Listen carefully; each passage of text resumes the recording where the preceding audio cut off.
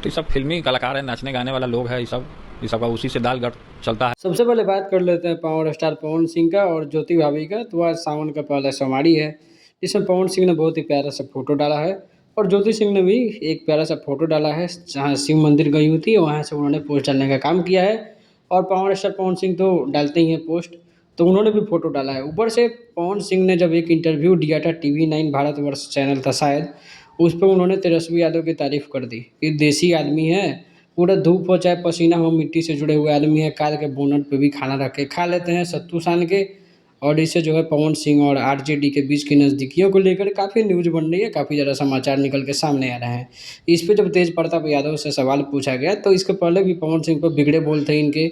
इस बार भी उन्होंने पवन सिंह को नाचने गाने वाला आदमी बोल दिया है कि उनको अगर चुनाव लड़ने का मन है तो आके लड़ सकते हैं, हो सकता है RJD से चुनाव लड़ना हो, इसीलिए RJD का तेजस्वी का तारीफ इतना कर रहे हैं। बाकी जानते ही हैं तेज प्रताप यादव बिना सोचे समझे बोलते हैं, अपनी राय जरूर देना। मिलते हैं अगले वीडियो में।